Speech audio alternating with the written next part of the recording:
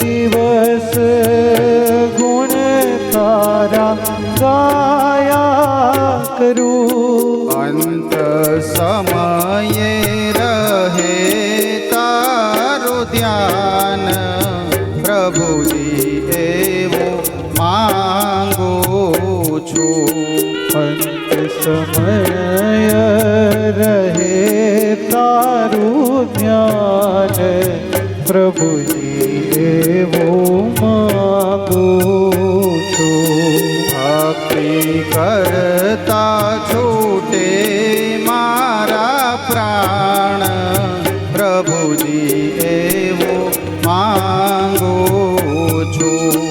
ભક્તિ કરતા છૂટે મારા પ્રાણ, પ્રભુજી એવું માંગુ છું.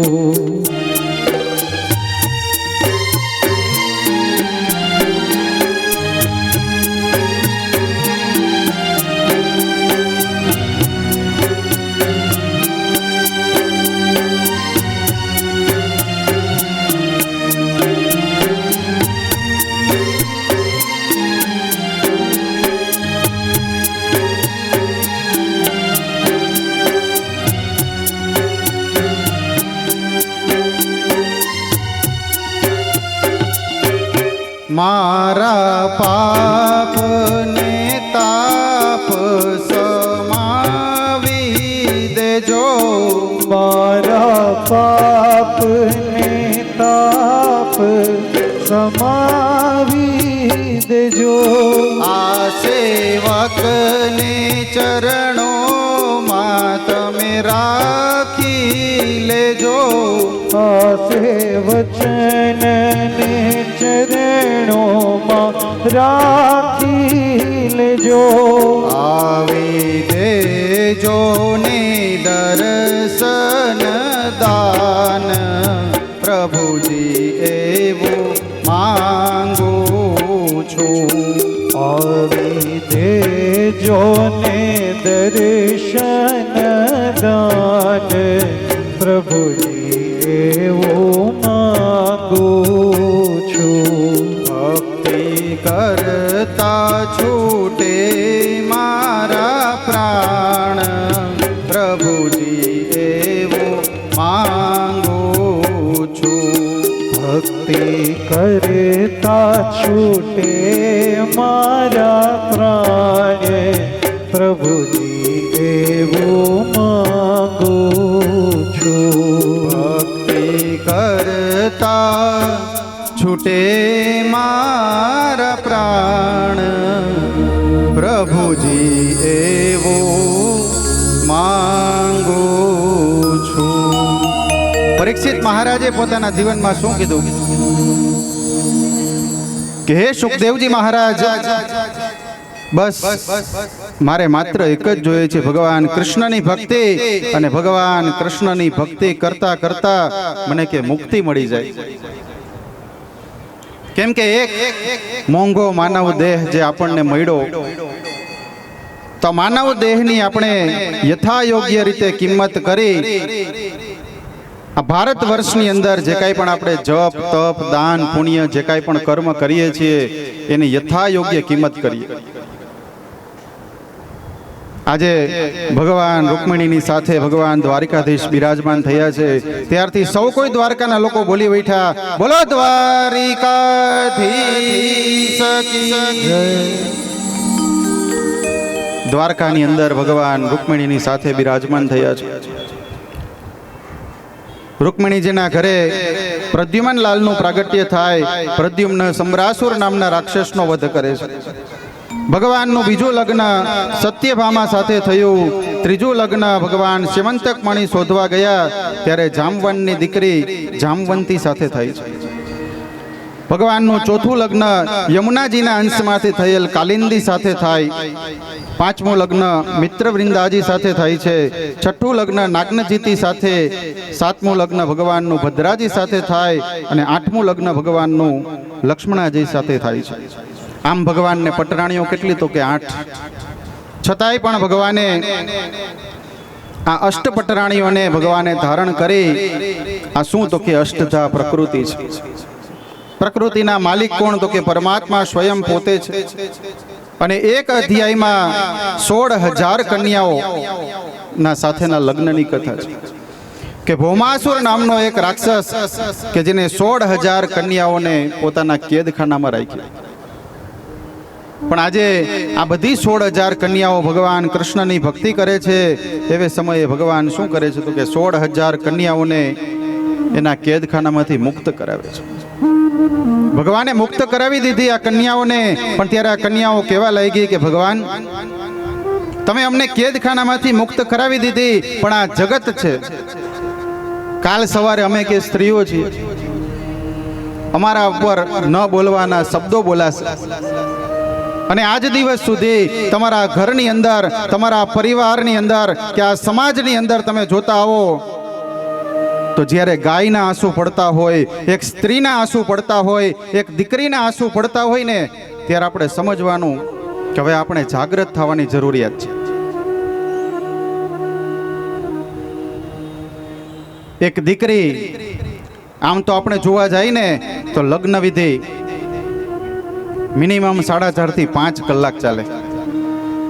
પણ આપણે અત્યારે આપણો સ્વાર્થ જોવા માટે આપણા આંગણે આવેલા બ્રાહ્મણોને બોલાવી, બ્રાહ્મણોને એમ કહી કે અદા અમારા ઘરે અમારી દીકરીના દીકરાના લગ્ન છે, તમારે વિધિ માટે આવવાનું છે. બ્રાહ્મણ તમારા ઘરે પણ આવશે, પણ છતાંય એ વિધિ કરાવવા જતા હોય ને, છતાંય આપણે શું કહેશું? અમારે આ રિવાજ છે. બ્રાહ્મણોને વેદ મંત્રો કયા સમયે કયા બોલવા એની બ્રાહ્મણોને ખબર જ છે. ખાલી માત્ર રીતિ રિવાજ પ્રમાણે લગ્ન ફરતા હોય. પણ એક દીકરી,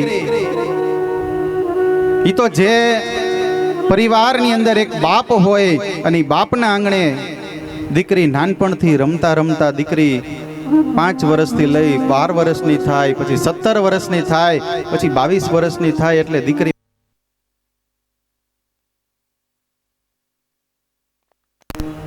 મારી દીકરીને કે વડાવાની છે. અને એ દીકરીને વિદાય કરે ને, ત્યારે ભારત વર્ષની અંદર આ દીકરી, કોઈ પણ દીકરીનો એક બાપ એવો નહીં હોય કે કદાચ એની સામે કરોડોનું સૈન્ય ઊભું હોય ને તો અહીંયા બાપ જીતી જાય, પણ એક દીકરીને વિદાય કરે ને ત્યારે બાપ રોતો હોય. આપણને ખબર ન પડે, એના આંસુ જણાવવા પણ ન દે. બાથરૂમમાં જઈ રૂમાલ કાઢી અને બાપનો રૂમાલ તમે ખાલી બહાર આવે ત્યારે ચેક કરો ને તો એ રૂમાલ ભીનો હોય. પણ આપણે બધા શેમાં પડ્યા હોય? લગ્ન પ્રસંગથી લઈ અને જ્યાં સુધી દીકરી વિદાય થાય ને ત્યાં સુધી આપણે બધા. એટલે મેં કીધું તું ને કે ભગવાનના એક રાસની અંદર જો કોઈ એક ચક્કર મારે ને તો એને દુનિયાની કોઈ વ્યક્તિની સામે ક્યારેય કોઈ દી નાચવું ન પડે. આપણે બધા ત્યારે આનંદ લેતા હોય, પણ એક દીકરીનો બાપ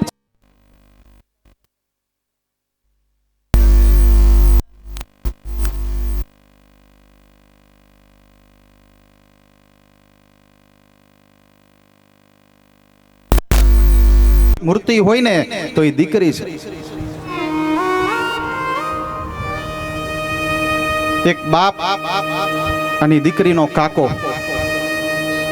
ગામની અંદર રહીએ, પણ બેયને વ્યવહાર નહીં, બોલવાના વ્યવહાર નહીં.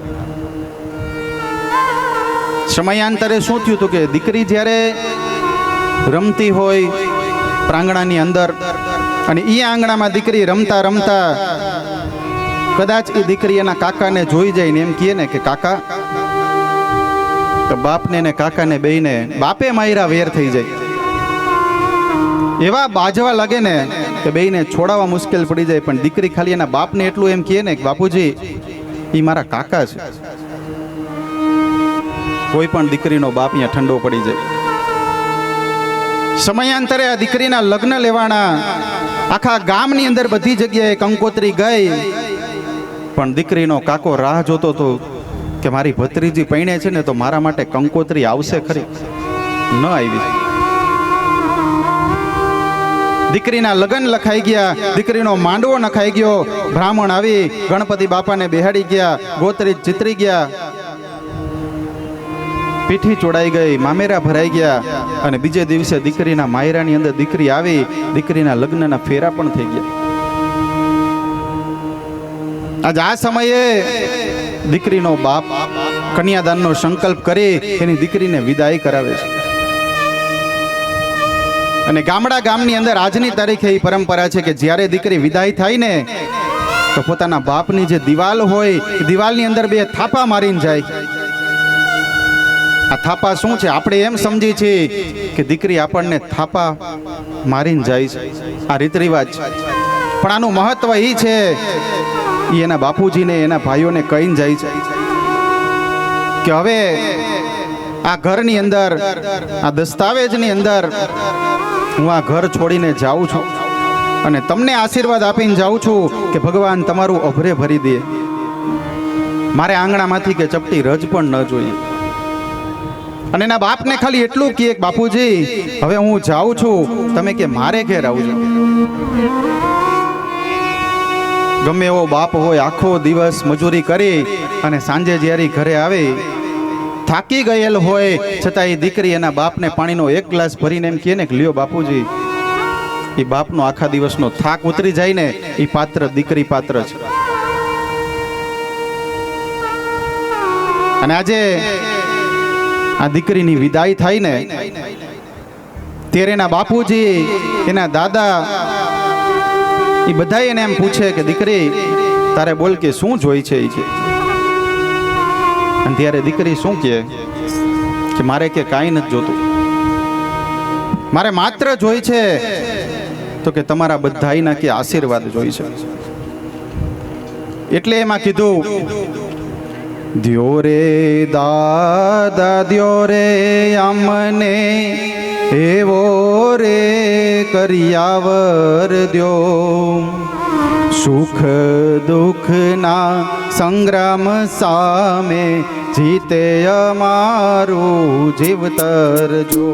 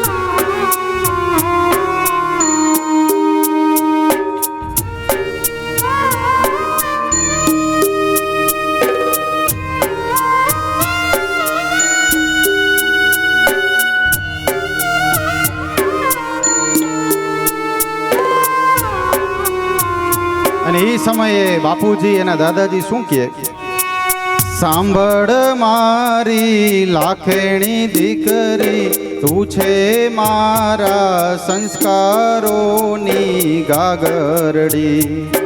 શું કીધું એ કે તું આ જગ્યા જગતમાં જે જગ્યાએ જાને ત્યાં કે તું એક જ વાત કે દીકરી આપણા પરિવારની લાજને કે તું કાયમ સાચવજે. આજ કે તારો સાચો કરિયાવર છે. એક માં પોતાની દીકરીની અંદર સંસ્કારોનું સારામાં સારું સિંચન કરે છે. એટલે ભારત વર્ષની દીકરી આજની તારીખે પણ જ્યારે પિયરિયામાંથી સાસરે જાય ને તો અહીંયા ગમે એટલી તકલીફ હોય તો કોઈ એના પિયરમાં કહે નહીં કે મને આ તકલીફ છે. આ દીકરી પાત્ર છે. અને આ દીકરીને જ્યારે વિદાય કરતા હતા ને ત્યારે બાપુજીએ પૂછ્યું કે બેટા તને મેં કાંઈ કરિયાવર આપ્યો એમાં તને કાંઈ ઓછું લાગતું હોય તો મને કે, તારી કાંઈ ઈચ્છા હોય તો તું મને કે. અને ત્યારે આ દીકરીએ ખાલી એના બાપુજીની પાસે એટલું માંગ્યું કે બાપુજી જો તમારે મને દેવું હોય ને તો મારા કાકાને તમે બોલાવી દો, કેમ કે મારા કાકા છે ને ભલે તમારા જે વ્યવહાર હોય, પણ મારા કાકા અને તમે બે એક મગની કે બે ફાડ છો. એ નહીં હોય ને કે હું તમને નહીં મળું ને તો કે મને નહીં ગમે, અને એના બાપના એક એક દીકરીના વચનની સામે આજે બાપ છે ને હારી જાય છે, અને તરત જ એ દીકરી અને બાપુજી બે દીકરીને વિદાય કરે ત્યારે કાકાની ડેલીએ જાય છે. અને એ કાકોય કેવો દીકરી માટે રોવે છે, રાહ જોવે છે કે ક્યારે મારી દીકરી અહીંથી વિદાય થાય ને તો કદાચ હું અહીંયા જાઉં કે ન જાઉં, પણ આંગણામાંથી દરવાજો ખોલી અને મારી દીકરીને બે સારા શબ્દ તો હું જરૂર કહીશ. આજ હું એટલું કહીશ કે તમારા પરિવારની અંદર ગમે એવડા મોટા મતભેદો હોય ને, પણ જ્યાં સુધી તમારો પરિવાર સાથે હશે ને ત્યાં સુધી તમે સફળતાના શિખર ઉપર છો. તમારા પરિવારની એક વ્યક્તિએ તમારો હાથ મૂકી દીધો એટલે તમારે સમજવાનું કે અહીંથી આપણું આધિપત્ય હવે રોકાઈ ગયું. એટલે પરિવારની તાકાત છે. એટલે ગુજરાતીમાં એક પંક્તિ આવતી, અમે એક ડાળના પંખી. આપણે બધા શું છે તો કે એક ડાળના પંખી છે. વસુદેવ કુટુંબકમ. ભારત વર્ષની અંદર કુટુંબને કેવું કીધું છે તો કે વસુદેવ કુટુંબકમ. આ સૂત્રને તમારા પરિવારની અંદર અનુસરો, તમારો પરિવાર કોઈ દી દુખી ન થાય. અને આજ એ દીકરી એના કાકાજી બધાય જ્યારે ભેગા થયા ને ત્યારે ભવ્યથી ભવ્ય એક રાસ રચ્યો અને બધાય એ રાસની અંદર ઝૂમી ઉઠ્યા. તો આપણે પણ ભગવાન કૃષ્ણનો એક રાસ કરીએ. એ પૂર્વે અહીંયા મારા કાકા અને કાકી પધાર્યા છે, બેયને હું કહીશ કે વ્યાસપીઠે વધારે આપણે એક રાસ પણ અર્પણ કરીએ સાથે.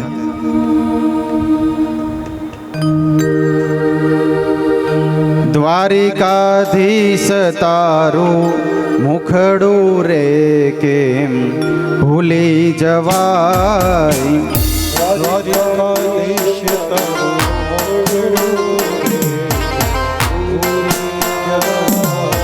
ભૂલી જવાય ના, વિસરી જવાય ના,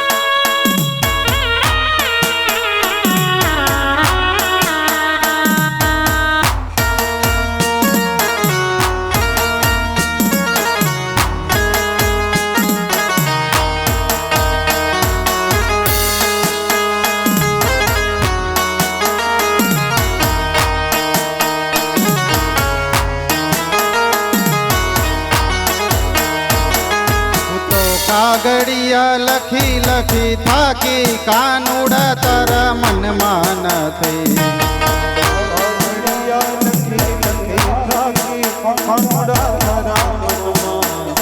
હું તો કાગડિયા લખી લખી થાકી કાનુડા તારા મનમાં નથી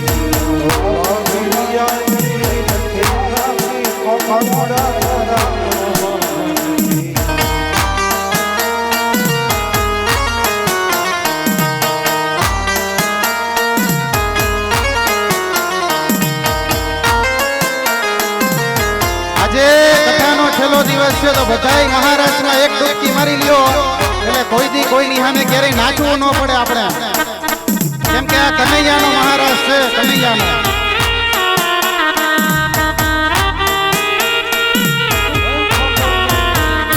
આવા શિયાળાના 4 મહિના આવ્યા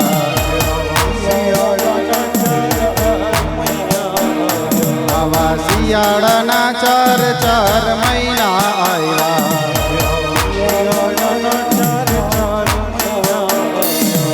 મારા કાળજડા ઠરી ઠરી જાય રે કાનુડા તારા મનમાં નથી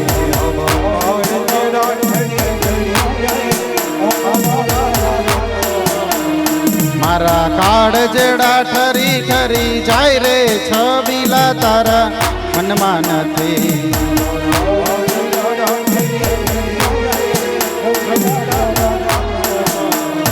હું તો કાગડિયા લખી લખી થાકી કાનુડા તારા મનમાં